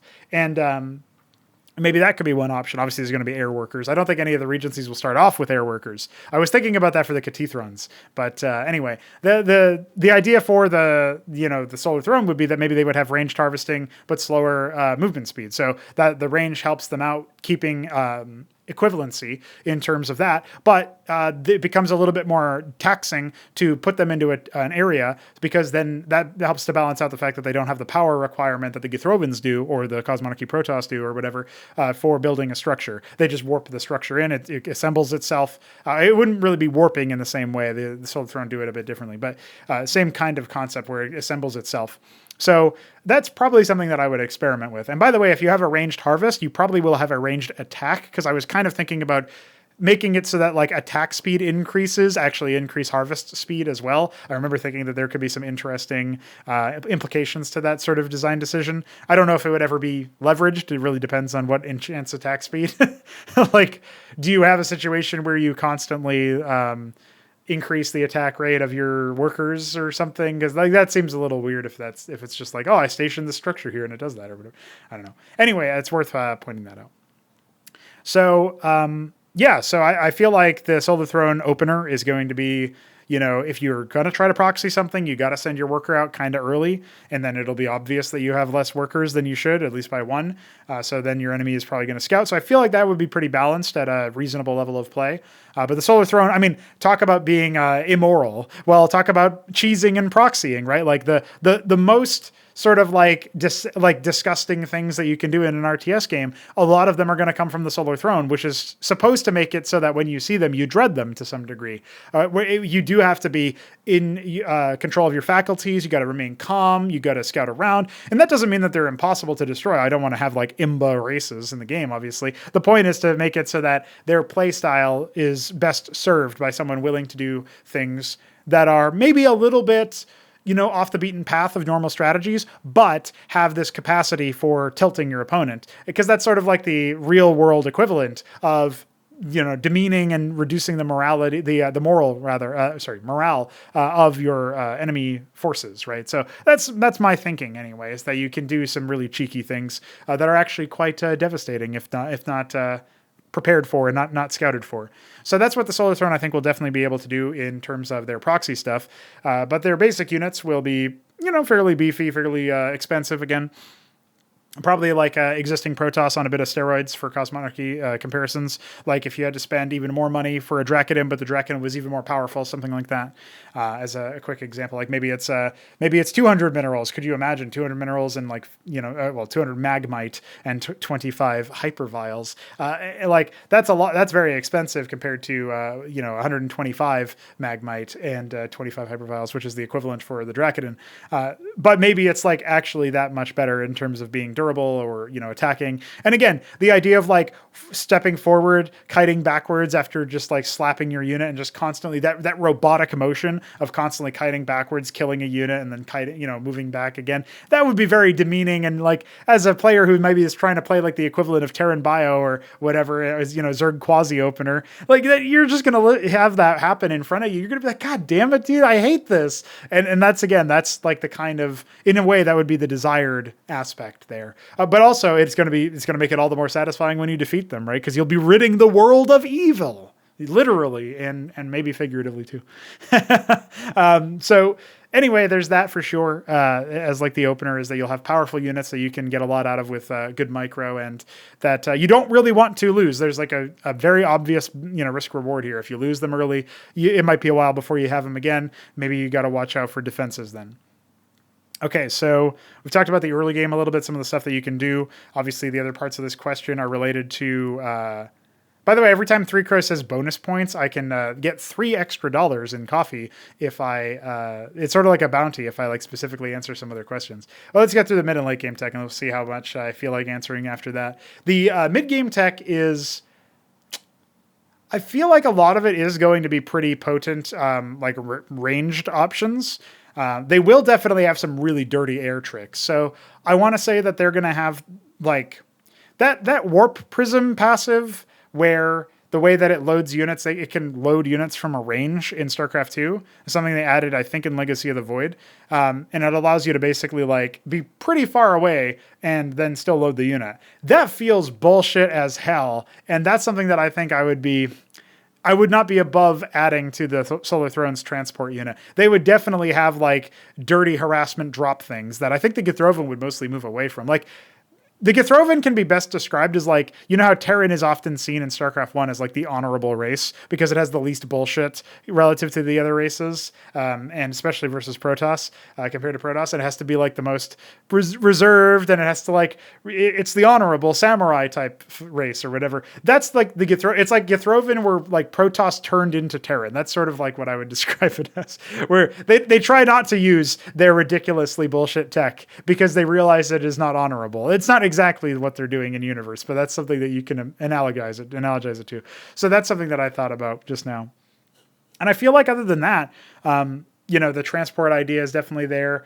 Some sort of like really deadly, slow moving, like a Cantor/Reaver type unit could be interesting to think about. I don't know if I would do that exact idea, or if it wouldn't be better to fit in something else.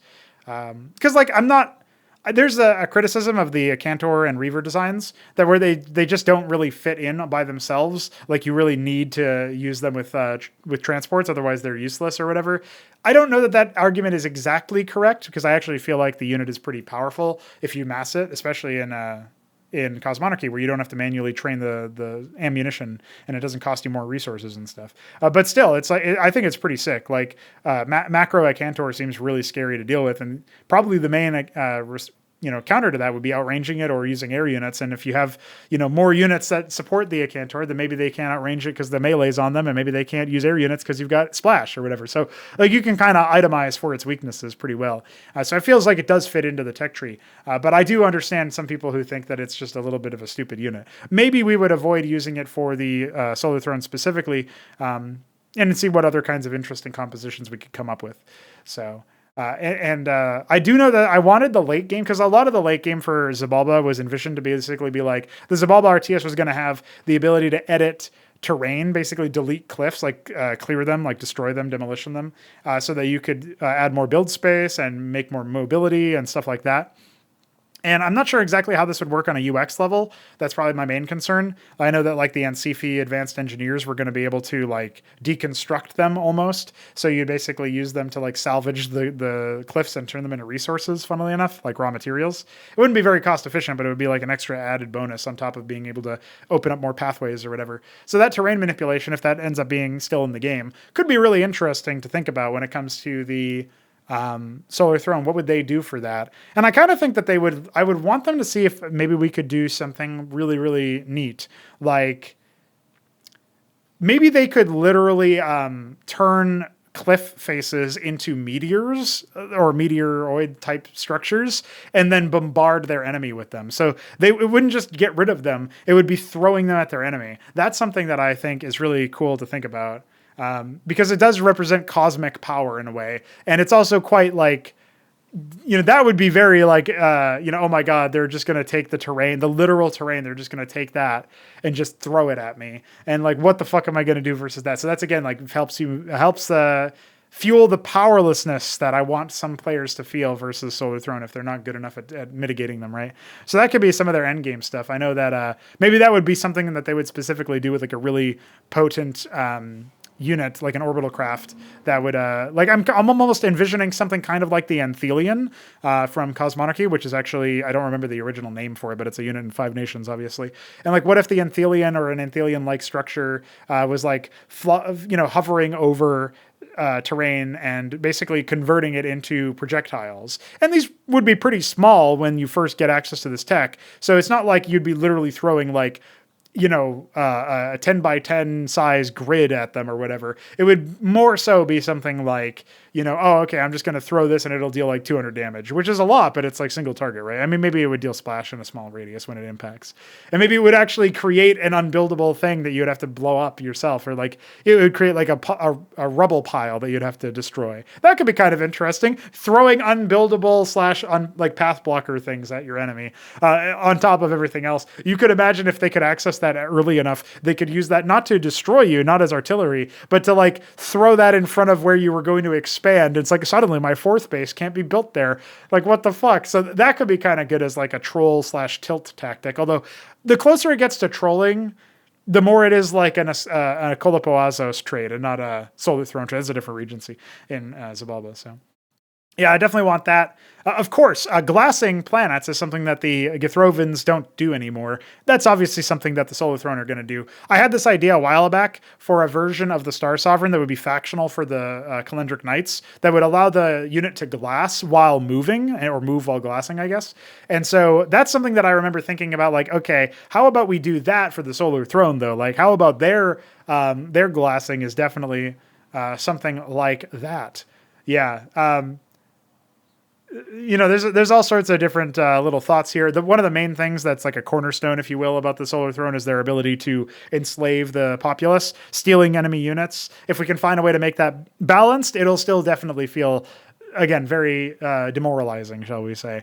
So I feel like emphasizing that isn't necessarily a bad thing. It's just, you might have people who say, like in Command and Conquer 3, the lobbies would say like, 2v2 come, no scrin. Scrin equals ban, whatever. Like that would probably be it for the Solar Throne. They'd be like, no Solar Throne, no ST. ST equals ban. That's the future I envision, dude. And that is probably the end of the question here for 3Crow. So there you go, sir. That was a very long answer. Let's wrap this bad boy up. Another Xibalba question here. Myrian asks, how is diplomacy conducted in Xibalba? Editor's note, Myrian asked 2 questions and told me to pick one. The second one was about slurs. I don't really think I will allow myself to be canceled in the future when somebody stumbles upon this podcast. So I'm not going to answer that question here, but I'll probably if you remind me, I will tell you later. How about that? How is diplomacy conducted between the Xibalba regencies? What scenarios, if any, could prompt the more imperious or alien regencies to the negotiating table? So this is an interesting question because there are some regencies. We were talking about like alliances and stuff and some of the other questions. There are some regencies that genuinely like you just can't really negotiate with. And if they choose to side with you, it's for some cosmic force or through some cosmic force, or maybe it's for their own reasons that they're not going to speak of. And it's left very enigmatic. So like, you can maybe strike a deal with the Rosellium or the Rune, but expect them to stab you in the back after. You can probably, ally yourself with the Solar Throne, but they're going to fuck you up after, same sort of deal. And like, there's definitely going to be some reasons why you might be fighting alongside some of the more foreign regencies like the Bithrantir, the Nadarasatha, even the Kolopoazos in some way. I referenced them earlier as like a troll regency. Like they're sort of like extra dimensional and, I don't know if you'd call them deities, but they're definitely like, they have, in some ways they have some godlike powers.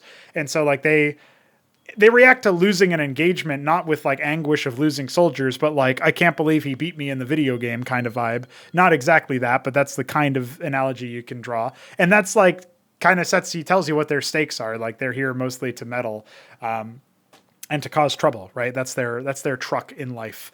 So when we're thinking about that, for sure, you could imagine situations where maybe you would negotiate with them, but you got to play to what they want, right? So negotiations are all about who wants what and what wants, what does this person want versus what that person wants, and where are we going from here? So I would say that, like, just looking at the Regency listing, it's really easy to get the Ensifi, the Imbrasite, the Keltar, the Githrovin, the Psychora, and I'm looking for another one that I saw earlier that I remember thinking about them. The Oros, the Delventhos. So like that's what is that? That's 7 regencies off the list. The Omindris would be a little bit harder, but I could see them negotiating, and the Nadarasatha as well. So like 9 out of the 20 regencies here seem like they'd be pretty easy to negotiate with. There's some that you just can't negotiate with at all, and they decide what they're doing. That's the Orlithrae, the Rosellium, the Gadamemter, or it's not really the Gadamemter, it's just Gadamemter. It's one thing. The Thruk and the Avot. So those 5 are like cosmic in some way, or just like impregnable in some way. And then there's the ones that are like, it's not recommended, but you can talk to them. And maybe it's even easy to talk to them, but not necessarily easy to make a fruitful alliance. And that's the Rune, that's the Rosellium that I mentioned earlier. Like, I guess they kind of occupy both of these. Like, you could try to communicate to them, they will communicate back, but like, you're not going to understand them very well. Obviously, the Solar Throne also fits with that, and the Bithrantir fit with that because they're always looking for some sort of release, so to speak. You better watch the fuck out. Cathethrons also kind of just do what they want. That's another one for I guess there's like, we could trade Rosellium for Catethron. So we got like 5 regencies that just sort of do whatever as they desire. Maybe 6 with Kolopoazos, right? So there's 6 with that. And then there's like, so that would be a total of, for now, 15. So that there's 5 more that are like, I don't recommend it, which is, again, the Bithrantir, the Rune, and the Solar Throne and the Rosellium. Those are 4. I think maybe I skipped over the Delventhos earlier. They're kind of, they're kind of hard to get a hold of, but you can definitely negotiate with them. So you got like 10 that you can negotiate with, regardless of who you are, probably, if you're into negotiations to begin with. You got 5 that are not into negotiations, and then you got 5 that if you do negotiate with, you'll probably get destroyed at a later stage, or at least backstabbed or whatever, right? So hopefully that it kind of helps like set the stage for this. But yeah, when you would conduct a diplomacy or some sort of negotiation, the first thing that you would do is try to send a missive in some way. That takes very different forms depending on the regency, and they all kind of have their own culture of like what is considered respectable and what isn't. And usually the one who is, there's this like phrase in geopolitics called showing you their belly. And that's basically like saying, hey, you're the one who's going to call the shots here. We just are calling for negotiations, is how I've understood that phrase. I may not understand it fully correctly, but that's how I've always taken it.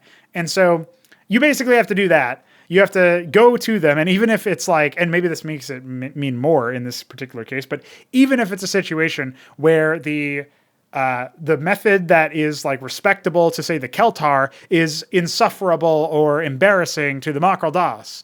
If the Makraldas really need the help, and the Keltar are the only ones that are liable to potentially help them, then they will still have to do that particular method, embarrass themselves, and never live it down, and so on and so forth. And the Keltar will be like, oh, interesting, the Makraldas must actually be, you must be truly desperate to come to me, that kind of meme, right? So that's the sort of vibe that you would end up getting there. So each, like I said, each regency, each sort of culture here within Xibalba has their own sort of preferences when it comes to that. Some of them aren't, like, you don't really need to do anything in particular for the Ancifi, but it helps to sort of big them up in the missive and mention, and also get right to the point in some ways. Like you don't beat around the bush, but it doesn't hurt to also give us a little bit of lip service. Don't be too much or don't overdo it, because then it's obviously not very good, not very earnest. It doesn't seem like it.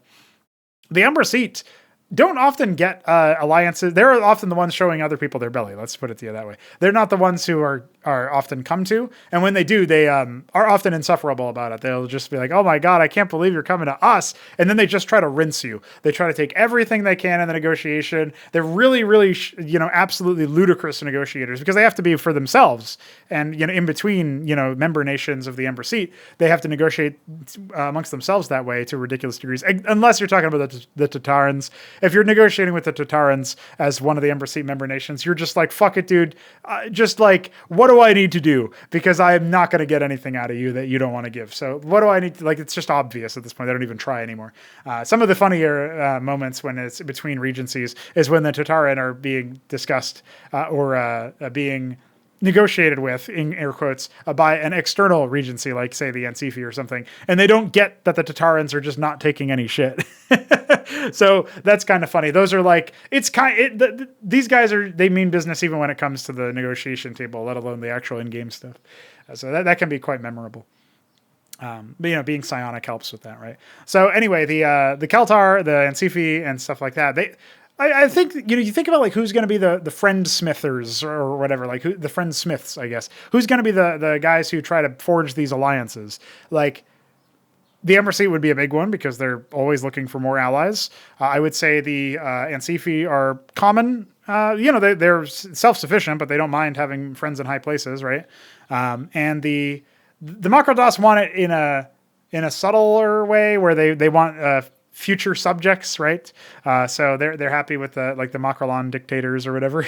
Their emperors are happy to establish ties with diplomatic ties with other regencies and the nations of other regencies in the area.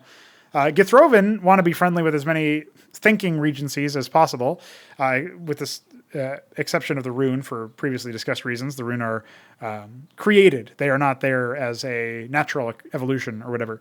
They are engineered as a weapon. So the Githrovans don't like anything that's like that. Obviously, the Solar Throne also qualifies, and so too do the Rosellium. So that's kind of interesting.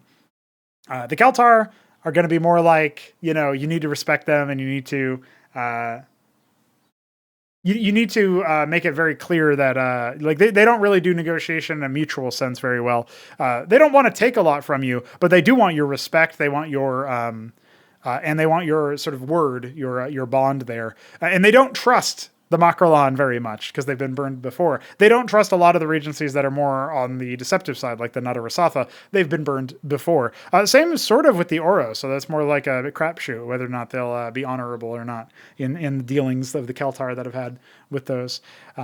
Yeah, so the way that you would generally try to nab one of the more difficult to grab ones, like the Dalventhos or the Nadarasatha themselves, although I wouldn't really recommend them. The Omindris, stuff like that. You would want to, and the Makroldas as well. You basically, like, some of them respect fear, some of them respect power. It's like, if you can demonstrate that you will hold your own when it comes to the Makroldas, they will be interested in a partnership. But obviously, you're going to have to play to their what would you say, their psychopathy in some ways, where you have to say, like, you have to give them the final word and the control and stuff like that. And you have to see if you can sort of pull the strings from behind the scenes and hope that they don't realize that, because again, they're also a little bit psychic, right? So it's hard to pull one over them. And then when it comes to the Dalventhos, the best thing that you can do is offer them more security and like access to your warning systems, basically, to your ability, your sensor systems and whatnot in the nearby area, so that they can watch and monitor for future incursions and such. That's definitely like the thing that they're the most interested in, is long, fruitful relationships like that. They're not here for a short time, right? So, they don't make short alliances of convenience unless absolutely necessary, which you could say about most of these guys, actually, but especially the Dalventhos. And for the Omindris, it's kind of interesting about the Omindris because, like, the Omindris are just like, it's very, very weird, like how they even came to be. Because the Omindir, the metal serpents, the metal spawn, they didn't actually, or they weren't created by the Diridris. They were instead, they now serve the Diridris, and it's not really clear what happened to their original engineers. If they, obviously they originally had one, but that's been a long time coming. And apparently the Diridris are so incorporated with the Omindir now that they both sort of, they can both use the same base materials for combat fuel and stuff, right? So that seems really weird too, since the Diridris are biological. So how are they making use of this sort of metal spawn fluid to fuel other Omindir and also to enchant and empower themselves in the middle of combat when an Omindir unit falls, right? So that's like weird stuff. We talked a little bit about that in one of the previous episodes. So it's very interesting. So like, trying to get a hold of them is really difficult. I mean, the Diridris themselves are blind, but they seem to be the only sources of actual intelligence in terms of like military intelligence, I guess, when it comes to that. So what is going on there, and how exactly are you going to get their attention? You kind of have to go through the Omindir in some way. You have to, you have to be. I think to try to get the Omindris allied to you, you would probably have to defeat an initial move from them, and then have the Omindir basically be like, hey, we scouted these guys and tried to defeat them, and we couldn't defeat them, and then maybe the Diridris will send an emissary. That's usually how I think it would go. It's just something I haven't really thought too much about, like how you would get access to them, but that's something that comes to mind, is like maybe that'll be the thing. So there you have it. A little bit of an answer to Myrian's question. We talked a lot about Xibalba today. Always a fun time. Nice to look into the future of what the genre is going to be, but also what our own work is going to be. So there is that. Thanks, everybody, for your support. I do appreciate all of the questions and all of the work that has been done lately. Really, really big shout out to Jesse and to Veek for helping Jesse, and to X405 for helping Jesse for CrownLink. Very big shout out to X405 for helping us with the iscript extender, and shout out Veek for his work in the context of that as well. I've obviously been doing my own fair share of that too, so good to collaborate in that respect. Definitely check out the Cosmonarchy Compass. I wrote obviously this week's recently, and other than that, you can find a lot more stuff in the video description, such as a link to our coffee page. So isn't that epic? GG's, and we'll see you very soon for another episode of this next week, and for way more daily castovers going forward. Peace.